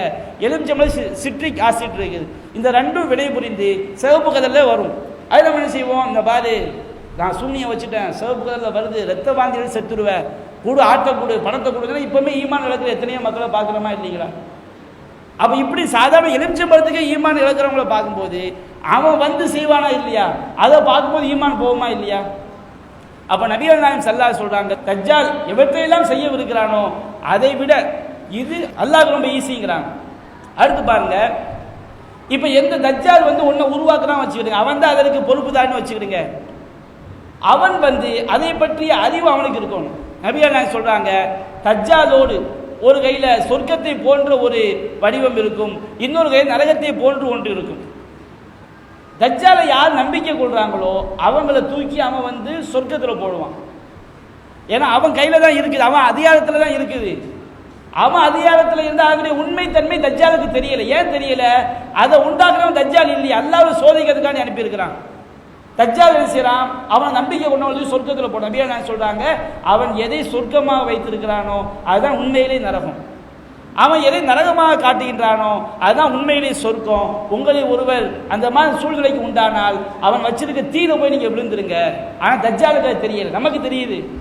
ஏன் நமக்கு ஏன் தெரியுது? படைத்தவன் இறைவன், இறைவன் தூதருக்கு சொல்லிவிட்டான், தூதர் நமக்கு சொல்லிவிட்டார்கள். அவன் பொய்யன், தான் உண்டாக்கியதாக வாதிப்பான். அவன் தஜ்ஜால் செய்யக்கூடிய எதுவுமே அவனுக்குரிய ஆற்றல் கிடையாது. இறைவன் அவன் மூலம் நம்மை சோதிக்கிறான், அவ்வளவுதான். நபிகள் நாயகம் ஸல்லல்லாஹு அலைஹி சொல்லி காட்டுறாங்க, இந்த உலகத்திலே மிகச்சிறந்த ஷஹீத் யாருன்னா, தஜ்ஜால் மதீனாவில் வந்து மதீனாக்குள்ளே போக முடியாது, கடவுள் என்ன செய்ய முடியாது, கடவுள் அவன் சொல்கிறானா இல்லையா, மதீனாக்குள்ளே போக முடியாது, அல்லாஹ் அப்படி ஆக்கிடுறான். மக்காக்குள்ளே போக முடியாது, பைத்துல் மக்தஸ்குள்ளே என்ன செய்ய முடியாது, போக முடியாது. மலக்குமாக இருந்து காவல் காப்பாங்க. தஜ்ஜாலுடைய நெற்றியில் காஃபிர்னு எழுதி இருக்கும், அதை கூட அவனால் என்ன செய்ய முடியாது, அழிக்க முடியாது. ஈமான்தாரிகள் தான் அதை படிப்பாங்க. தஜ்ஜாலுடைய ஒரு கண்ணு காய்ஞ்ச திராட்சை பழத்தை போன்று இருக்கும், அதை கூட அவனால் சரி செய்ய முடியாது. தஜ்ஜாலுக்கு குழந்தை பாக்கியம் கிடையாது. அப்ப இந்த மாதிரி பல பலவீனங்கள் இறைவன் அவன் வச்சிருக்கிறான். மதீனாக்குள்ள போக முடியல. இந்த மாதிரி தஜ்ஜால் இருக்கும்போது அவன் மதீனாவில் வந்து மதீனாவுக்கு வெளியே பாழடைந்த இடங்களில் தங்கி இருப்பான். ஒரு மூமின் என்ன செய்வார், தஜ்ஜால்கிட்ட போவார். தஜ்ஜால்கிட்ட போய் நான் வந்து தஜ்ஜாலுடைய காவலாளி அவனை பிடிப்பாங்க. நீ தஜ்ஜாலை கடவுளை ஏற்றுக்கிறியா? என்னுடைய கடவுள் தான் எனக்கு தெரியும் பார். அவர் நல்ல அடியை போட்டு பிரித்து எடுப்பாங்க. உடனே அவங்க பேசிக்கிடுவாங்க, தஜ்ஜால் உத்தரவு போட்டிருப்பான், அவனுடைய அனுமதி இல்லாமல் யாரையும் கொலை செய்யக்கூடாது. நம்ம கடவுள் தஜ்ஜால்கிட்ட கொண்டு போவாங்க. தஜ்ஜால்கிட்ட கொண்டு போனவுடனே அவர் சொல்லுவார், நான் எங்களுடைய இறை தூதர் தஜ்ஜால் என்று ஒரு பொய்யன் வருவான் வாக்களித்தார் அல்லவா, அவன் நீ தான் எடு, நான் சாட்சிக்கிறேன் அப்படிம்பார். உடனே தஜ்ஜால் தவிர மக்களை பார்த்து கேட்பான், இவனை நான் கொன்று நான் இவனை உயிர்ப்பித்து விட்டால் நான் கடவுள் என்பதை சந்தேகிப்பீர்களான்னு கேட்குறான். ஏன்னா அவன் பொய்யன் தானே, பொய்யன் தனக்கு இருக்கிற மாதிரி தான் சொல்லுவான். அப்போ மக்கள் தான் என்ன செய்வாங்க, அவனை ஏற்றுக்கொண்ட மக்கள் நான் நம்புவோம்பாங்க. அப்போ தஜ்ஜால் என்ன செய்வானா, அவனை ரெண்டாக வெட்டி அவனை ரெண்டாக பிரித்து போட்டு நடுவில் நடப்பான். திரும்ப அவன் ஒன்றா சேர்ந்துருவான். ஒன்றா சேர்ந்தவனை அந்த மூமினன் சொல்வார், மா குண்டு கத்து அஷத்து பசீரத்தை மின்னி அதிகம். இன்றைக்கு எனக்கு எவ்வளவு கூர்மையான பார்வை இருக்கிறதோ அது போன்ற பார்வை இதற்கு முன்னால் எனக்கு இருந்ததே கிடையாது, நீ பொய்யந்தான் பார். தஜ்ஜால் அவனை வெட்டிடுவார், ரெண்டாக பிளந்துருவான், திரும்ப உயிர்ப்பிச்சிருவான். இவன் சொல்லுவார், எனக்கு இன்னைக்கு இருக்கிற மாதிரி கூர்மையான பார்வை இதற்கு முன்பு இருந்ததே கிடையாது, கண்டிப்பாக நீ பொய்யன் தான் பார். அவனை தூக்கி வீசுவான் ஒரு நெருப்புல. அவன் தான் உலகத்திலே பெரிய ஷஹீத் நபிகள் நான் சொல்லி காட்டுறாங்க. ஆம், அப்படி அவன் சொன்னவனை, ஏன்னா அவன் அந்த மூமினுக்கு தெரியுது தஜ்ஜால் செஞ்சது அவனுடைய செயல் கிடையாது, அவன் ஒரு ஃப்ராடு வேலை, மக்கள் கண்களுக்கு அவன் பிரிச்ச மாதிரி காட்டியிருக்கிறான், அது அவன் மீது அவனால் நடக்கவில்லை என்று அவன் தெரிஞ்சிருக்கு. அடுத்து அவன் என்ன செய்வான், தஜ்ஜால் நான் இவனை கொன்றுவேன் அப்படிம்பான். கொல்வதற்காக வாளை எடுக்கும் பொழுது அல்லாஹ் என்ன செய்வான், அந்த மூமினுடைய பிடரியில் இருந்து இடுப்பு பகுதி வரை உலோகமாக அல்லாஹ் மாற்றி விடுவான். தஜ்ஜாலால் அந்த மூமினை கொலை செய்ய முடியாது. இப்போ யோசிச்சு பாருங்க, முதல்ல தஜ்ஜால் ரெண்டா பிளந்து உயிர் கொடுக்குற மாதிரி காட்டுறான் பாருங்க, இதை செய்யக்கூடிய இறைவன் தான். பிறகு தஜ்ஜாலை கொல்ல முடியாமல் பிடரியில் இருந்து முதுகு பகுதி வரை உலோகமாக ஆக்கியவன் யார் தான், அல்லாஹ் ரப்புல் ஆலமீன் தான். அப்போ தஜ்ஜால் செய்யக்கூடிய எந்த ஒரு விஷயமே அவனுக்கு கொடுக்கப்பட்ட ஆற்றல் கிடையாது. இப்போ நீங்கள் பார்க்கலாம், ஏர்போர்ட்டுக்கு போனீங்க வச்சுக்கிடுங்க, இப்போ பல பெரிய பெரிய கடைகளுக்கு போனால் நம்ம போகும்போதே கதவு எப்படி இருக்கும், நம்ம போகும்போது ரெண்டாக விரிஞ்சிடும், நம்ம உள்ளே போகும் கரெக்டாக கதவு திறந்துடும். இது நம்ம சக்தியா? நம்ம போகும்போது கதவு திறக்கணும் என்ன செஞ்சுருக்கிறான், செட்டப் பண்ணி வச்சுருக்கிறான். சில தண்ணி இருக்குது, சில பைப்பு இப்படி கையை காட்டினா செய்யும், தண்ணி வரும். என் கைக்கு நிறைய சக்தி இருக்குது, கையை காட்டினா தண்ணி, அப்படி கிடையாது. உங்கள் கை போகும்போது தண்ணி வரணும்னு அவன் என்ன செஞ்சிருக்கான், பைப்பை உண்டாக்கி வச்சிருக்கிறான் மனுஷன். அல்லாஹ் ரப்புல் ஆலமீன் தஜ்ஜால் மூலமாக சில காரியங்கள் இப்படி செய்யும் போது அவன் மழை பொழிவு செய்து அல்லாஹ் தான் மழை இறக்கி வைக்கிறான். மழை இறக்க சக்தி யாருக்கு கிடையாது, தஜ்ஜாலு கிடையாது. நபிகள் மொத்தமாக சொல்லிட்டாங்க, தஜ்ஜால் மூலம் நடக்கக்கூடிய அனைத்துமே யார் மூலம், யார் செய்வது, அல்லாஹ் செய்வது. அப்ப தஜ்ஜால் என்பது அல்லாஹ் படைத்த ஒரு சோதனை. புரிஞ்சுங்களா? அவனுக்கு கடுகளவு சக்தியை கூட அல்லாஹ் கொடுக்கவில்லை. அவன் என்னென்ன செய்வான் என்று ஹதீஸ்களில் குறிப்பிடப்பட்டிருக்கிறதோ அதை தவிர ஒரு கடுகளவு கூட மயிலளவு கூட அதிகமாக அவனால் செய்ய முடியாது. அவன் எங்கே சாகணும், அவன் என்னென்ன செய்யணும் எல்லாமே அல்லாஹ் நபிகள் சொல்லிட்டு போயிட்டாங்க. இப்படி தான் அல்லாஹ் என்ன செட்டப் பண்ணியிருக்கானோ அப்படி தான் சொல்லி. ஒரு சஹாபி நபிகள் நாயகம் காலத்தை தஜ்ஜாலை போய் சந்திச்சார். அப்போ தஜ்ஜால் சஹாபிட்ட சொன்னால், விரைவில் எனக்கு அனுமதி கொடுக்கப்படும் அப்படின்னா. அப்போ என்ன அர்த்தம், தஜ்ஜாலுக்கு அனுமதி கொடுக்குறவன் யாரு, தஜ்ஜாலுக்கு அனுமதி கொடுக்குறவன் யாரு, அல்லாஹ். அவன் தஜ்ஜாலுடைய ஒட்டுமொத்த செயல்களுமே நம்மை சோதிப்பதற்காக இறைவன் நடத்தக்கூடிய சோதனை. எப்படி அல்லாஹ் மதுவிற்கு போதைத்தன்மையை படைத்து நம்மை சோதிக்கிறானோ, நம்முடைய உணர்வுகளில் பல உணர்வுகளை படைத்து அல்லாஹ் நம்மை சோதிக்கிறானோ, பன்றியை படைத்து அந்த இறைச்சியை சாப்பிடக்கூட அல்லாஹ் சோதிக்கிறானோ, நம்மை ஏழையாக்கி செல்வத்தின் மீது ஆசை வைத்து அல்லாஹ் சோதிக்கிறானோ, அதுபோன்று மிக பயங்கரமான சோதனை இறைவன் மூலம் நடத்தக்கூடிய சோதனை எது, தஜ்ஜால் என்ற சோதனை. அப்போ தஜ்ஜாலுக்கு எந்த சக்தியும் கிடையாது. நாம தஜ்ஜால் மலை இறக்கி வைக்கவில்லை, அவன் தான் மலை இறக்குவதாக வாதிப்பான். ஆனால் அல்லாஹ் தான் அவன் வானத்தை பார்த்து மலை பொழி என்று சொல்லும் போது மலை இறக்கி வைப்பான். அல்லாஹ் நபிகள் சொல்லிவிட்டார்கள், ஹுவ அஹ்வன் அலல்லாஹி மின் தாலிக், அவன் மூலம் நடக்கக்கூடிய அனைத்தை விடவும் இது அல்லாஹ் தேசம் முகிதாக சொன்னாங்க. அப்போ அவன் மூலம் நடக்கக்கூடிய அனைத்தும் யார் செய்வது, அல்லாஹ் செய்வது. தஜ்ஜால் அல்லாஹ்வுடைய அத்தாட்சி, அல்லாஹ் படைத்த சோதனை நபிகள் சொல்லிட்டாங்க. தஜ்ஜால் சொல்லக்கூடிய எதுவுமே உண்மை கிடையாது நபிகள் சொல்லிட்டாங்க. தஜ்ஜால் மகா பொய்யன், அவன் சொல்லக்கூடிய எதுவுமே உண்மை கிடையாது. அப்ப தஜ்ஜால் மலை இறக்கி வைக்கக்கூடிய சக்தி தஜ்ஜாலுக்கு கிடையாது. இறந்தவனை உயிர்ப்பிக்கக்கூடிய ஆற்றல் தஜ்ஜாலுக்கு கிடையாது. அவன் சொல்லக்கூடிய அனைத்துமே பொய். அப்ப இதுல எங்க அந்த தஜ்ஜாலுக்கு வந்து அல்லாஹ்வுடைய சக்தியை கொடுக்கக்கூடிய ஆற்றல் எங்க வருது? அப்ப தஜ்ஜால் சொல்லி என்ன செய்வாங்க? கேள்வி கேட்பாங்க. அடுத்து திருமறை குர்ஆன் இந்த சூனியத்தை தெள்ள தெளிவாக பொய் என்று சொல்கிறது. நபிகள் நாயகம் சொன்னார்கள், வலிகளுடைய அடையாளங்கள் போய் சொல்லும் போது குர்ஆனை ஓதுவார்கள் தொண்டை குழியை தாண்டாதுன்னா. குர்ஆனை ஓதுவார்கள் தொண்டை குழியை தாண்ட என்ன அர்த்தம்? 1000 குர்ஆன் வசனத்தை சொல்லி காட்டினாலும் அதனுடைய கருத்து அவனுடைய சிந்தனையை போய் சேராது. இது வலிகளுடைய அர்த்தம், வலிகளுடைய அடையாளம். இப்ப குர்ஆன் இந்த சூனியத்தை பற்றி எப்படியெல்லாம் சொல்கிறது என்று பாருங்கள். குர்ஆன்ல அல்லாஹ் மூசா நபிக்கும் சூனியக்காரர்களுக்கும் நடந்த அந்த போட்டியை பற்றி குர்ஆன் பல்வேறு வசனங்களை பேசுகிறது. சூனியக்காரன் கேட்கிறான், மூசாவே நீர் போடுகிறீர்களா? நாங்க போட்டோமா? மூசா நீங்க போடுங்கிறான். அப்ப அல்லாஹ் சொல்லி காட்டுகின்றான், அவர்கள் போட்ட போது சஹரு ஆயுனன் நாஸ் வஸ்தர்ஹபு, மக்களுடைய கண்களை பயப்படுத்தினார்கள், மக்களை அச்சுறுத்தினார்கள். ஜாவுபி சிஹ்ரின் அதீம், மகத்தான சூனியத்தை அவர்கள் செய்தார். அல்லாஹ் சொல்லி காட்டுறான். அல்லாஹ் பயன்படுத்தக்கூடிய வாசகத்தை பாருங்க, மக்களுடைய கண்களை பயப்படுத்தி மக்களை அச்சுறுத்தினார்கள். இது மனுஷனுக்கு முடியக்கூடிய காரியம்தான். சூனியம் என்பது மக்களுடைய கண்களை வசியப்படுத்துதல். இன்னைக்கு கூட நீங்க பாருங்க, பல மேஜிக் காட்டக்கூடியவர்கள், மேஜிக் காட்டுறவங்க 2 வகை இருக்கிறாங்க.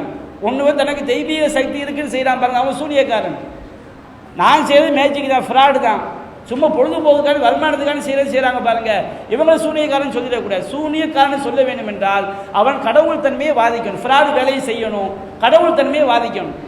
மேஜிக் காட்டுறான், நம்ம கண்ணை வயப்படுத்துறானா இல்லையா? அப்படி உண்மையிலே ஒரு ஆள் நாக்கை வெட்டுற மாதிரி காட்டி நம்ம கண்ணுக்கு எப்படி தெரியுது? உண்மையிலே வெட்டுற மாதிரி தெரியுது. நமக்கு ஒரு பயம் வருதா இல்லைங்களா? இது மனுஷனால் முடியக்கூடிய ஒரு வேலை. அல்லாஹ் சொல்கின்றான், ஃபஇதாஹிய ஹிபாலுஹும் வஇஸியுஹும் யுஹய்யலு இலைஹி மின் ஸஹ்ரிஹிம் அன்னஹா தஸ்ஆ, அவர்களுடைய கயிறுகளும் அவர்களுடைய கைத்தடிகளும் அவர்கள் செய்த சூனியத்தினால் சீறுவது போன்று அவருக்கு பிரம்மை ஏற்பட்டது. மூசா நபிக்கு பிரம்மை உண்டாதுன்னு அல்லாஹ் சொல்றான். எந்த மாதிரி பிரம்மை? சீறுவது போன்ற ஒரு பிரம்மை, உண்மையான பாம்பு கிடையாது. பிரம்மைனா என்ன அர்த்தம்? அது நம்ம கண்ணுக்கு வேற மாதிரி தெரியும். அது அங்க ஒரு வசனம் விளக்கிட்டா இல்லையா? பிரம்மைனா என்ன அர்த்தம்? பிரம்மையில 2 வகையான பிரம்மை இருக்கு. ஒரு பிரம்மை அல்லாஹ் உண்டாக்கக்கூடியது, ஒரு பிரம்மை மனுஷனுக்கு உரிய சக்தி. அது எப்படின்னு கேளுங்க. இப்போ வந்து ஈசா நபியை யூதர்கள் விரட்டிக்கிட்டு போனாங்களா இல்லையா? ஈசா நபியை விரட்டிக்கிட்டு போகும்போது அல்லாஹ் ஈசா நபியை மேலே தூக்கிட்டு யூதர்களை ஒருவனை ஈசா நபியை போன்று அல்லாஹ் மாற்றிவிட்டான். அவர்கள் யாரைத்தான் சிலுவையில் அறைந்தார்கள்? யாரு ஈசா நபியை போன்று அல்லாஹ் அவங்க கண்ணுக்கு காட்டினானோ அவங்க தான் சிலுவையில் அறைஞ்சாங்க. இது அல்லாஹ்வுடைய சக்தி. அல்லாஹ் வானத்தில் இருந்துக்கிட்டு ஒருத்தனை வந்து வேற மாதிரி மாற்றிடுவான். நாம் என்ன செய்வோம்? அவர் தான் யூதர் என்ன செஞ்சாங்க? அவர் தான் உண்மையான ஈசா நினைச்சு சிலுவையில் அறைஞ்சிட்டாங்க. ஈசா நபி அல்லாஹ் என்ன செஞ்சுக்கிட்டான்? உயர்த்திட்டான். இது அல்லாஹ் உண்டாக்கக்கூடிய பிரமை. அவன் வந்து எங்கிருந்து கொண்டோ நமக்கு என்ன செய்வது? இறைவனுக்குரிய ஆற்றல். நாம எப்படி பிரமையை உண்டாக்கலாம்? ஒரு மேஜிக் செய்யும் போது அதை நீங்கள் நேரடியாக பார்க்கும்போது உங்கள் கண்ணுக்கு அது வேற மாதிரி தெரியும். இது மனித சக்தி. ஒரு ஆள் மேஜிக் பண்ணுறாரு, நீங்கள் இப்படி திரும்பிட்டே வச்சுருங்க, உங்கள் கண்ணுக்கு வேற மாதிரி தெரியாது. அதை பார்க்கும்போது தான் வேற மாதிரி தெரியும். இது மனித சக்தி. மனித சக்திக்கு உட்படுத்தான் மூசா சூனியக்காரன் கைத்தடியை போடுறாங்க, மூசா நபி பார்க்குறாங்க. பார்க்கும்போது அவர் கண்ணுக்கு எப்படி பிரமையா தெரியுது? அது சீர்வது போன்று தெரிகிறது. இதை எங்க வந்து நுழைப்பாங்க தெரியுமா? நபிகள் நாயகத்துக்கு லபீத் இப்னு அஸ்ஸம் என்பவன் ஒரு கிணற்றில சீப்புலையும் சிக்கு முடியிலையும் பேரிச்ச பாலையிலும் சூனியம் வைத்தானாம். அந்த கிணற்றில் வைக்கப்பட்ட சூனியத்தினால் நபிகள் நாயகம் ஸல்லல்லாஹு அலைஹி வஸல்லம் அவர்கள் மனைவிமார்களிடம் உடலுறவு கொள்ளாமல் இருக்கும் போதே உடலுறவு செய்து கொண்டிருப்பதாக நினைத்து கொண்டே இருந்தார்கள். கிணத்துல வச்சுக்கிட்டு ரசூலுல்லாஹ்க்கு பிரமையை உண்டாக்குறானா? இது இறைவனுக்குரிய சக்தி. இப்போ ஒரு ஆள் வந்து இந்த அமெரிக்காவில் உட்கார்ந்துக்கிட்டு இந்த ஃபோனை எனக்கு பேய் மாதிரி ஒரு பொம்பளை மாதிரி காட்டுறான்னு வச்சுக்கிடுங்க, அதாவது ஒரு மரம் மாதிரி காட்டுறான்னு வச்சுக்கிடுங்க. இது மனித சக்தி கிடையாது. அமெரிக்காவில் உட்காந்து எப்படி எனக்கு காட்ட முடியும்? இது இறைவனுக்கு மட்டும்தான் உள்ள சக்தி. அதான் அல்லாஹ் அரிசியில் இருந்து கொண்டே யூதர்களை ஒருவனை அல்லாஹ் என்ன செய்தான்? ஈசா நபியை போட்டு அல்லாஹ் மாற்றினான். மனுஷன் எப்படி காட்ட முடியும்? அவன் செய்யும் போது நம்ம பார்த்தா நமக்கு பிரமையா இருக்கும். அந்த மாதிரி பிரமை சூனியத்தை ரசூலுல்லாஹ் செய்யல. அவன் எங்கோ இருந்து கொண்டு நபிகள் நாயகத்துக்கு மனைவிமார்களிடம் உடலுறவு கொள்ளாமல் இருக்கும் போதே செய்து கொண்டிருப்பதை போன்று பெருமையை உண்டாக்கினான் என்றால் அந்த ஹதீஸ்ல சூனியக்காரனுக்கு இறைவனுடைய ஆற்றலை கொடுக்கிறதா, மனித சக்தியை கொடுக்கிறதா? இறைவனுடைய ஆற்றல் அங்கே கொடுக்கப்படுகிறது. அப்போ குர்ஆன் எதை ஷிர்க் இருந்ததோ அந்த தண்டனை அங்கே செய்யப்படுது. ரபீத் இப்னு அஸம் என்ற யூதனுக்கு கொடுக்கப்பட்டதாக வருகிறது. அப்போ சூனியத்தினால் அவன் செய்யும் போது நம்ம பார்த்தா நமக்கு என்ன செய்ய முடியும்? பிரமை உண்டாக்க முடியும். இது அப்போ அவங்க சூனிய கயிறுகளை போட்டவன, கைத்தடியை போட்டவன மூசா நபி சொல்றாரு, மா ஜூதும்பி அஸ்ஹ், நீங்கள் செய்தது சூனியம். அன்னல்லாஹ சயுப்திலுஹு, அதை அல்லாஹ் பொய்யாக்குவான். மூசா நபியுடைய வாசகம் எல்லாமே அகீதா, கொள்கையை கற்றுத்தரக்கூடிய வாசகம். மூசா நபி சொல்றாரு, மா ஜூதும்பி அஸ்ஹ், நீங்கள் செய்த சூனியம். அன்னல்லாஹ சயுப்திலுஹு, அல்லாஹ் அதை பொய்யாக்குவான். இன்னல்லாஹ லா யுஸ்லிஹு அமலல் முஃப்ஸிதீன், குழப்பவாதிகளின் செயலை அல்லாஹ் சீர்படுத்த மாட்டான். எவ்வளவு அற்புதமான வாசகம் பாருங்க. நீங்க செஞ்ச சூனியம் அதை அல்லாஹ் பொய்யாக்குவான், அதை அல்லாஹ் அழிப்பான். குழப்பவாதிகளுக்கு அல்லாஹ் குழப்பவாதி செயலை அல்லாஹ் சீர்படுத்த மாட்டான். சூனியம் செய்யக்கூடியவர்களுக்கு அல்லாஹ் உதவி செய்ய மாட்டான் மூசா நபி சொல்றாங்க. அப்போ அவங்க செய்யக்கூடிய கயிறுகளை போட்டவுடனே அது எல்லாம் பாம்பு மாதிரி நெளியுது.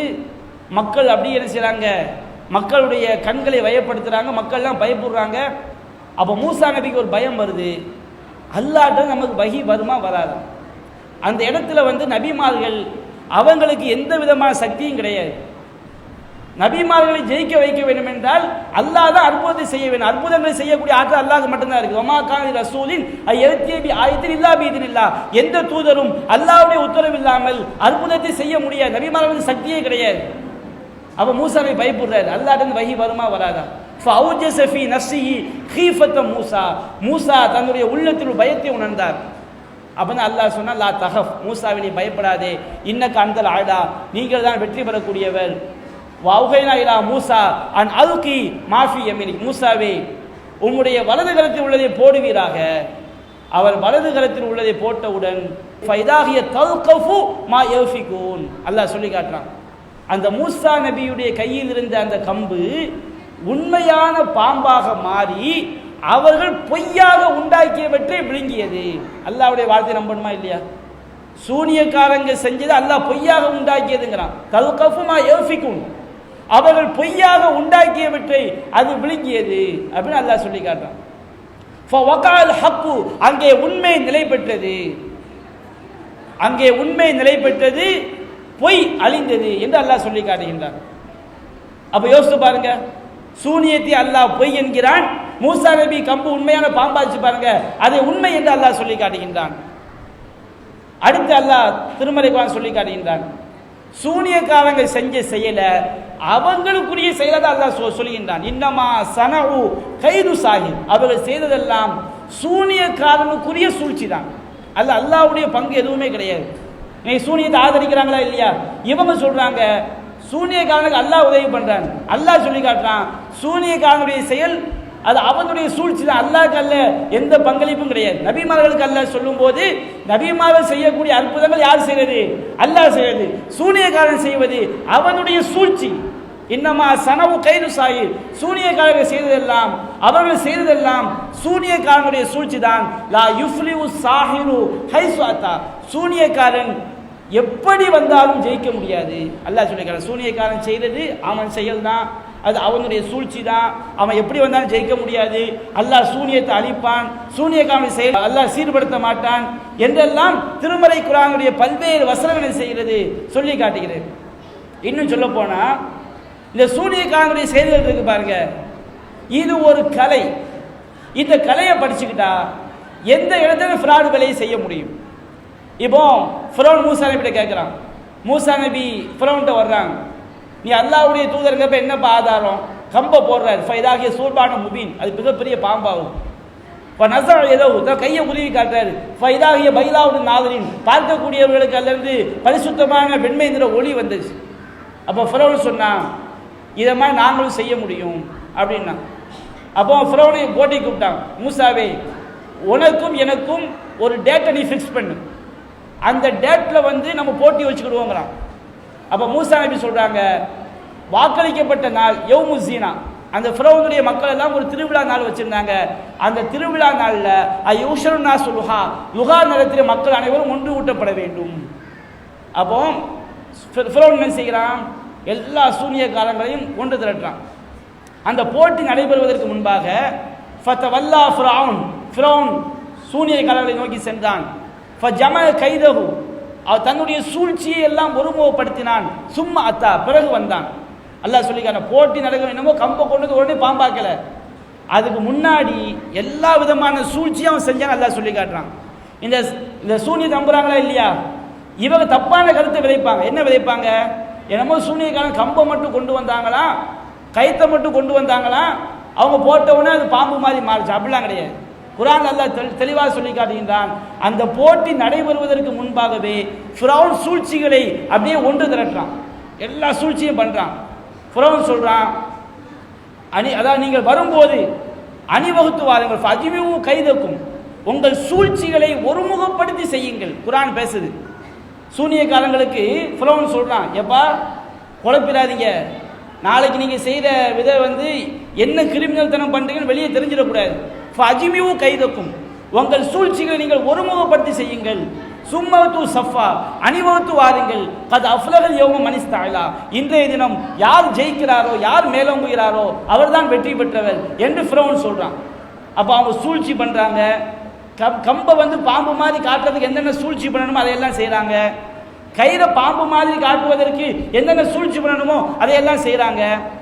அப்போ அந்த சூனிய கலை என்பது அது மனித சக்திக்கு உட்பட்டது. அந்த கலையை முறையாக படிச்சுட்டா வச்சுக்கிறேன், ஏமாத்து வித்ததானே, எந்த இடத்திலும் எந்த நேரத்திலும் அவர்களால் செய்ய முடியும். அதனால தான் ஃபிரௌனுடைய சூனியக்காரர்கள் கரெக்டாக அந்த நேரத்தை செஞ்சாங்க. இதுக்கு அல்லாஹ்வுடைய நாட்டம். அல்லாஹ்வுடைய நாட்டம் என்பது இறைவன் எதற்கு சக்தியை கொடுத்துட்டானோ அது அல்லாஹ் நாடு நாட்டே இல்லாமல் போகும். இப்போ நமக்கு வந்து தண்ணி குடித்தா தாக அடங்கன்னு இருக்கு பாருங்க, நாம் எப்போ தண்ணி குடித்தாலும் தாக அடங்கும், எப்போ இல்லாமல் போகும், அல்லாஹ் நாடுனா இல்லாமல் போகும். இப்போ நமக்கு வந்து ஒரு சின்ன குச்சியை முடிக்கிற சக்தி இருக்கா, இருக்கு, 1000 குச்சியினாலும் முடிச்சிடலாம். எப்போ அது முடியாமல் போகும், அல்லாஹ் நாடுனா முடியாமல் போகும். அப்போ சூனிய கலை என்பது அது மனித சக்திக்கு உட்பட்ட ஒரு கலை, அது ஒரு ஏமாற்று வேலை, அது எந்த இடத்திலும் செய்ய முடியும். அதுதான் மூசாவோடு போட்டிக்கு வந்த சூனிய கலைகள் குறிப்பிட்ட நாளிலே குறிப்பிட்ட நேரத்திலே அந்த சூனியத்தை அவர் செய்து காட்ட முடிந்தது. அங்கே அல்லாஹ்வுடைய தொடர்பு. அப்போ அல்லாஹ் வந்து சூனியக்காரங்க ஆட்டி படைக்கிறாங்களா, சூனியத்துக்கு அல்லாஹ் நாடணும்னு சொன்னோம்னா ஞாயிற்றுக்கிழமை காலையில் 10 மணிக்கு அல்லாஹ் அநியம் செய்யி, அப்போ அல்லாஹ் யாருக்கு, சூனியக்காரங்களை கட்டுப்பட்டவனா? அப்போ அல்லாஹ்வுடைய நாட்டுக்கு சூனியக்காரங்க தீர்மானிக்கிறாங்களா? அப்போ சூனியம் என்பது அதை அல்லாஹ் அழிப்பான். அந்த செயலுக்கும் அல்லாஹ்வுக்கு எந்த தொடர்பும் கிடையாது. அது அல்லாஹ் பொய் என்று காட்டுவான். அது சூனியக்காரனுடைய சூழ்ச்சி தான். சூனியக்காரன் எப்படி வந்தாலும் ஜெயிக்க முடியாது என்று குர்ஆனில் பல்வேறு வசனங்கள் சுட்டி காட்டிய பிறகு சூனியத்து சக்தி இருக்கு அப்படியே பாதிச்சா குர்ஆனை படிக்கிறார்கள், அதனுடைய கருத்தை அவங்களுக்கு என்ன செய்யல, தொண்டைக்குழியை தாண்டவில்லை. இதுதான் அடிப்படையான விஷயம். அப்போ நீங்கள் இந்த அடிப்படையை நீங்கள் விளங்கிக் கொள்ள வேண்டும். எந்த விதமான தொடர்பும் இல்லாமல் நமக்கு நன்மையோ தீமையோ செய்யக்கூடிய சக்தி அல்லாஹ் ஒருவனுக்கு மட்டும்தான். இந்த சக்தியை அல்லாஹ் ஷைத்தானுக்கும் கொடுக்க மாட்டான், நபிமார்களுக்கும் கொடுக்க மாட்டான், தஜ்ஜாலுக்கும் கொடுக்க மாட்டான், யாருக்கும் அல்லாஹ் கொடுக்க மாட்டான். இந்த சூனியத்திலே அல்லாஹ் சூனியக்காரனுக்கு அப்படி சக்தியை கொடுப்பான் என்று நம்புவதனால் அது எனது ஷிர்க். ரெண்டாவது, குர்ஆன் வந்து சூனியத்தை குஃபுர் என்று சொல்லி காட்டுகிறது. ஏன் குஃபுரு? அந்த சூனிய கலைக்கு இல்லாத சக்தி, இறைவனுக்கு நிகரான சக்தி இருக்கு நம்ப போய் தான் அது குஃப்ர் ஆகுது. அப்போ எது குஃப்ர் என்று சொல்லப்பட்டு விட்டதோ அது பொய். தாயத்து குஃப்ர்னு சொல்லப்பட்டா தாயத்தால் நமக்கு எந்த நன்மை நடக்காது, தீமை நடக்காது. ஜோசியம் குஃப்ர் சொல்லப்பட்டு விட்டால் ஜோசியத்தின் மூலமாக மறைவான விஷயங்களை கண்டுபிடிக்க முடியாது. சவுனம் பொய் என்று குஃப்ர் என்று சொல்லப்பட்டு விட்டால் சவுனத்தின் மூலமாக நமக்கு எந்த ஒரு பாதிப்பும் உண்டாகாது. சூனியம் குஃப்ர் என்று சொல்லப்பட்டு விட்டால் அது பொய், அதன் மூலமாக நமக்கு எந்த பாதிப்பும் உண்டாகாது என்பதுதான் இஸ்லாத்துடைய அடிப்படை. அப்போ இந்த ஒரு சில அடிப்படைகளை நாம் இங்கே தெளிவுபடுத்தி இருக்கிறோம். வாஹது அவானா அல்ஹம்துலில்லாஹி ரப்பில் ஆலமீன். அஸ்ஸலாமு அலைக்கும் வரஹ்மத்துல்லாஹி வபரகாத்துஹு. அல்லாஹ்